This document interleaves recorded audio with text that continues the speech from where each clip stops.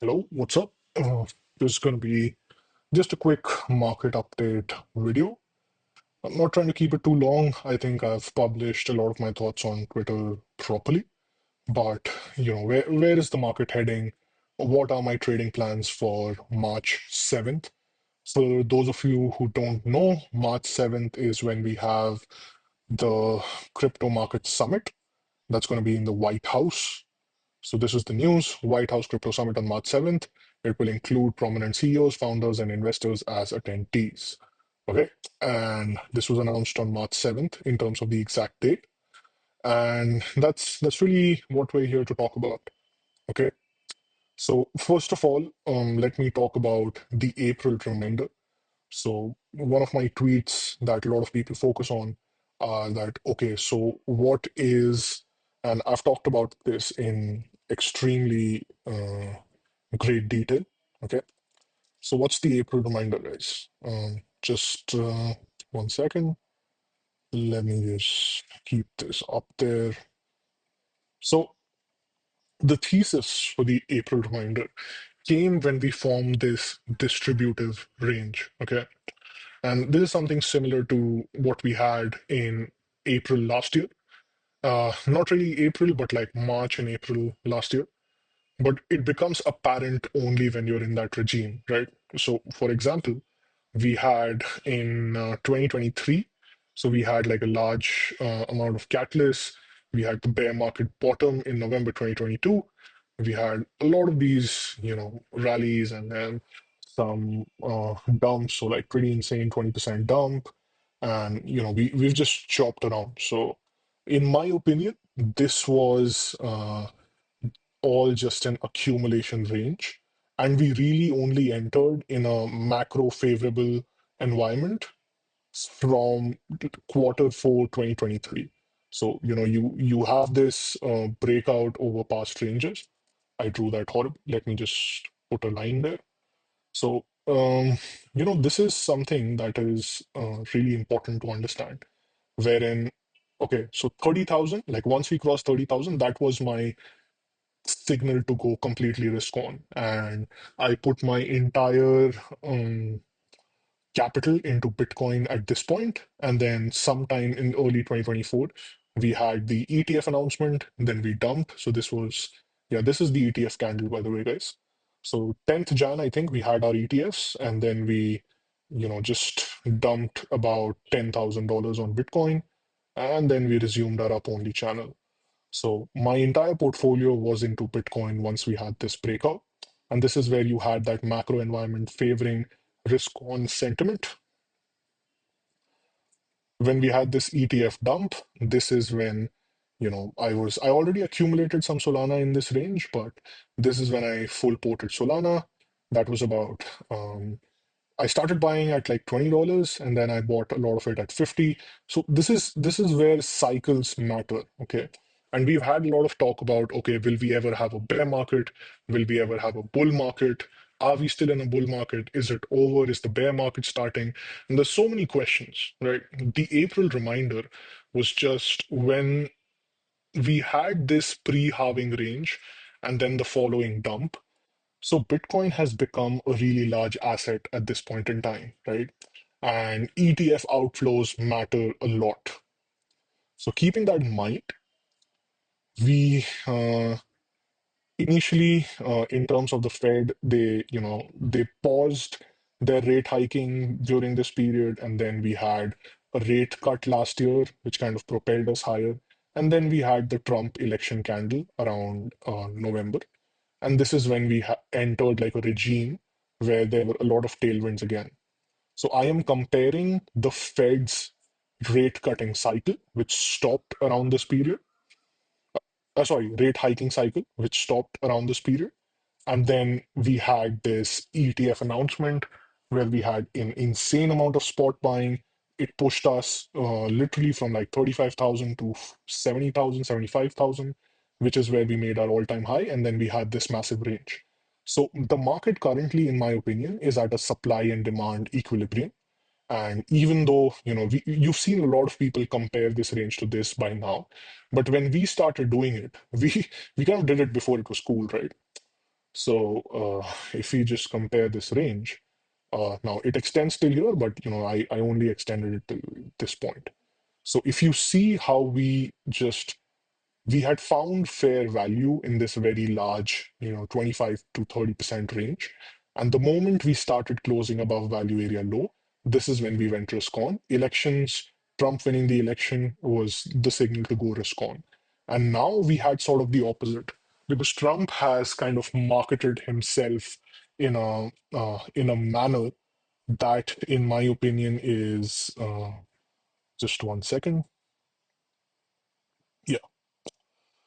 So Trump right now has marketed himself as the crypto president, and he talked about how US was going to be the crypto capital of the world. Now, since he won the elections, till the point where we had the inauguration, where he actually became president, this was the time for you to go completely risk on, and you had speculation on your side. Markets are always forward looking. So once we saw that, okay, the Republicans have won the election, and at that point, it seemed like in 2025, we were going to have around 4 to 5 rate cuts, right? Right now, what the market is pricing in, I think we're going to have more rate cuts. But what the market is pricing in at this moment is that we're going to have the first rate cut not until quarter 4. Okay, so that's a long, long time. And that's kind of why market is stalling right now. So this is, kind of like my macro view that we are in that moment where bounces are made for selling. Like once we actually did reclaim. So once that crypto summit news and then the crypto reserve news was released, we sort of reclaimed this low.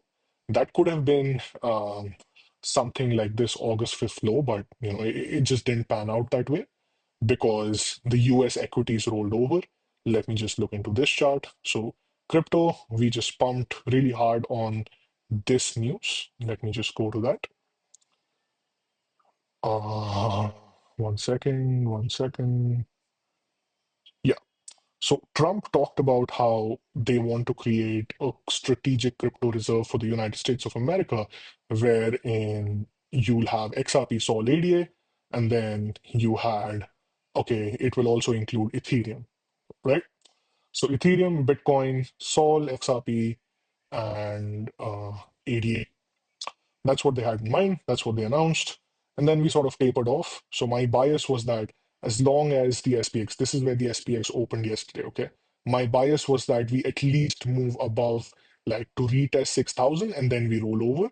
That's why I was trying to long a potential move from here till about 92,000, but I got stopped out at entry, unfortunately. And then we just rolled over. We've now, uh, just sort of lost this really pivotal 5850 level. We've closed below, and this gap has been filled. I think if we go on to the SPX daily, you'll realize how significant this gap was. And we now are in a position where 5,700 to about 5,600 is our level to watch out for. And Bitcoin is going to trade like an SPX beta in that duration. Okay. So you have to look out for something like this. We filled this election gap a few weeks ago, right? And once we filled that gap, we pumped to all-time highs. And now we're sort of breaking down and we don't know what we're going to do, right? And if we talk about crypto from the same regard, so Bitcoin is a tail risk asset that sells off first. So the fears in SPX, I talked about this, that the same thing, we're repeating the same patterns where the first time, let's just clear this up, the first time we hit all-time highs, we just sort of had this really quick rebound. Then we had like a pretty 2 to 3 week decline, but then we straight up pump back up. And then you can see that the speed of recovery just slowed down. And I observed the same thing. And the reason I talked about this range right here to be something like April is because now is the time for Trump to deliver, which he hasn't been able to. In fact, I'm pretty sure that once we get the crypto summit, that's going to be the pivotal moment in terms of how price reacts at these ranges, right? So now, where is the bottom? I think it's much more important to know the right time than price in this situation. So till March 7th, until we reclaim this sort of 89 zone and hold within value there. So this is what our value looks like, right? Let's just take it till this, okay? Yeah. So we sort of had this range wherein we just rejected from the value area low of the previous range and we dumped back down. Now the only positive scenario that I see, because we had a few NPOCs here, as I marked in the other chart. So you had these NPOCs at 86, between 86 to 85. Okay. You have another NPOC somewhere near 80K. So if the stock market continues to decline today, I'll be looking to long something like this. For now, my bet is that maybe till the US Open, we see some sort of a relief bounce, right? Because we're sort of holding this level, right? So my bet is that as long as we hold today's low, which is around 82,500, I still have bids till 80,000. So like if this happens, then like I'm still buying. I have bids along this level, okay? But if we can just get above today's value area high and we can break back towards this sort of high volume zone, I will take profit around the 86,000 level, right? And if we go back above in this, so I will take, let's say, 60, 70% profit at this level. And then if we reclaim yesterday's value area, I will target another test of this previous range low and current resistance level. In terms of downside, I am looking to bid from, like, I had a few bids filled at 83,000. I'm looking to bid all the way down till 80,000 and perhaps take this NPOC. My average at that point will be around 81,500. And once I get to 81,500 as my average price, I will look for acceptance back above this 82,000 level, where I will look to either exit my position for a really, really small gain, or if we accept back, then I'll be looking to compound my long and see where that takes me.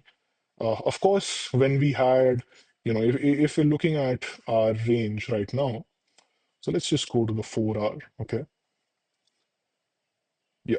So the 4 hour doesn't really look that nice. And this is just the naked chart, right? Once you add stuff like volume delta for confluence, you'll see that we've had a lot of delta at the lows.